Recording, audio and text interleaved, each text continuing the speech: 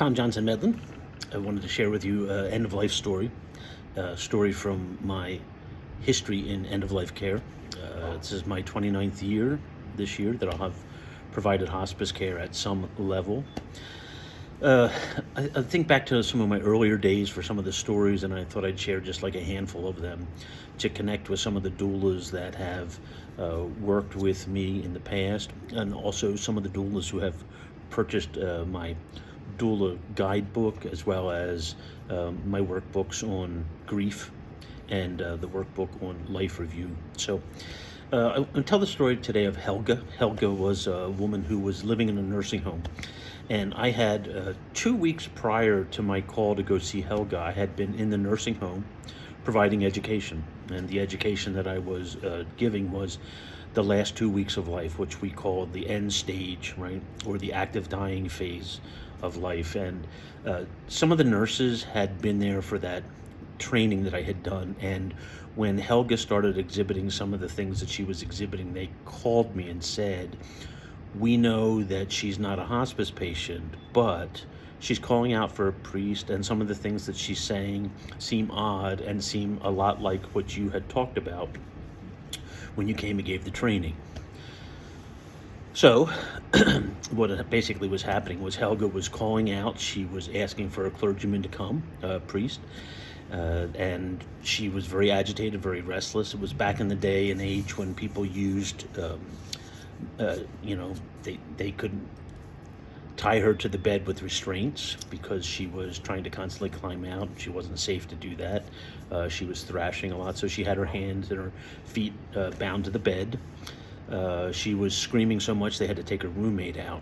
And they had tried a series of medications on her, starting at the low end of the pool with Benadryl to calm her agitation, worked up to Ativan, and then eventually to Haldol, because they thought these were psychotic episodes.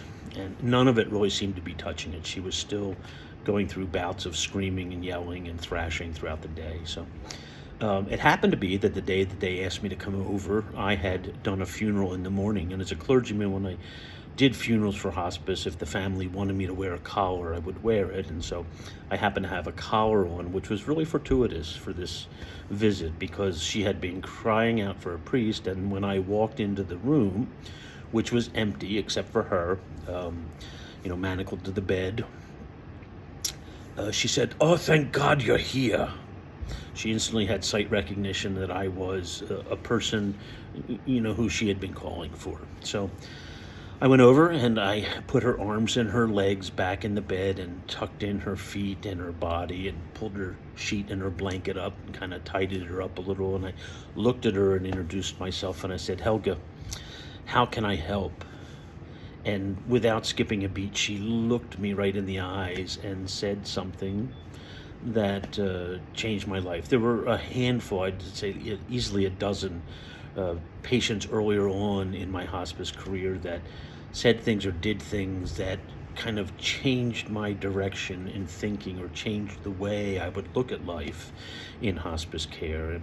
And she gestured as she said, "Get them all out of here." And she swept her hand around the room, and I looked around the room to see if there was anything in there that would qualify as a they, anything that was more than one of a kind that was there. And I didn't see like a lot of socks or a lot of dirty clothes laying around, or didn't even see mice or rats, right, or bugs or anything that might be offensive. So I said, "Well, Helga, I'm going to be glad to help you, but you're going to have to help me. What is it you want me to get out of the room? I'm not seeing anything that seems to be a lot." And she says, "Get all the dead babies out of the room." And so I went from being confused to being stymied. The feeling, which I described earlier, so this was like 28 years ago. I said I felt like the roof had been blown off of that building, that was such an ominous statement for her to make. Get all the dead babies out of here. So one of the things I learned early on is be honest, be real, be in the moment. You don't have to argue with anybody if their reality doesn't seem to match what you're seeing, but just be honest about it. And so I said, well, Helga, I am glad to remove the dead babies from the room if you will show me where they are, because I am not seeing them. And so she started pointing. And pointed here, and she pointed there, and then there, and by the time I got to 3, which I picked them up and put them in my arms, right? I'm like, I can't hold more than 3 babies, I don't think, so I should probably find something to put them in. And so there happened to be a large Starbucks bag in the corner of the room, believe it or not, on her neighbor's side. And I said, I'm going to place the babies in this container, and I will tend to them after I am done. And so I put the 3 babies in there, and she kept pointing. Well, I was glad I had received the bag, because she made it up to 15. 15 dead babies I had picked up and put in this bag. And she said to me, that's it? And so I said to her, well, we should pray and bless these babies, and that's what we did. And, I made the sign of the cross over them, and I prayed with her for them. And then I took the bag out of the room, and I said, I will tend to these babies after I leave and make sure they get cared for properly. And I put the bag actually on the nurse's cart, which happened to be in the hallway, and I came back in again. And she had gone from being agitated, restless, and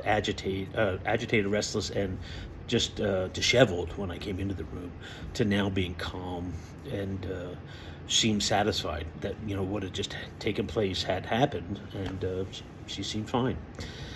And so I said to her, well, you seem quite different, you seem quite settled, how about we spend some time together singing, and I'll also pray with you. And she had a Bible and a prayer book next to her bed, and the prayer book had hymns in it. So we picked 6 hymns and some psalms, and I read the psalms to her and then sang 3 of the hymns. And I said, Helga, I'm going to come back tomorrow just to make sure everything's still okay. And I said, we'll finish up with those other 3 that you picked. And she agreed to that. And then I had the awkward task of going into the hallway and out to the nurse's station and telling them what happened, and describing to them everything that I just described to you, and said, I have no idea what any of this means, but I have learned that if this is happening, it's an important part in this person's life, that this is valuable to them, and that it is meaningful to them, and we may or may not, but this person has just gone through something that was meaningful and purposeful. And so, I said, I'll be back tomorrow, and left. And then the next day I came back, I didn't have a collar on, but she recognized me. And I asked her how she was doing and if things were okay. And she said, yeah, I feel good. Thank you for visiting, and thank you for singing and reading with me and praying. And she was no longer tethered to the bed. Right? They had taken those off. She had not been screaming and hollering, but they did not want to bring the roommate back in just in case it was a temporary thing. So she was still alone in her room. And so I just sat down at the foot of her bed, and I started to sing the remaining 3 hymns. And as I'm singing, I'm sitting here and she's in front of me, and there's a window over my right shoulder that faces out into a quadrangle where there's grass and a bird feeder, and you can see the other side of the building and some benches. But as I'm singing, she looks over my shoulder and points. She goes, oh, look at that. And I turn to look, and I don't see anything. And so I turn back and I continue singing. And she then turns again and points out the window and says, look how bright. And I look, and I'm, at this point I'm thinking, well, maybe the sun's shining on the top of the bird feeder. They have one of those aluminum plates on the top to keep the squirrels from climbing down and around and getting the bird seed. But no, there's nothing like that out there. I don't see anything bright out there. I don't see any people, any animals. I see nothing. So turn back and continue to sing, and she goes, oh, he is so bright. And then she pauses, and she looks right at me and says, should I take off my shoes? When she said that, then I knew what was happening. If you're familiar at all with the scriptures of Islam, Christianity, and Judaism in the Old Testament, you'll know the story of Moses. Moses is on the mountain, and on the mountain is a bush that is burning but is not consumed.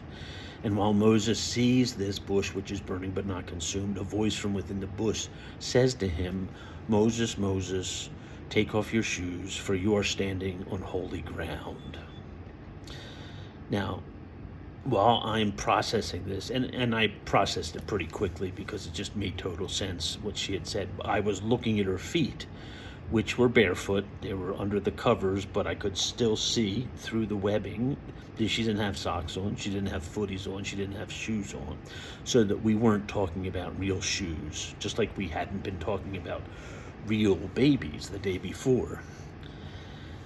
And so I looked at her and I said, "Well, I think you should." And with that, she just stopped, and she looked angelic, peaceful, beatific, right?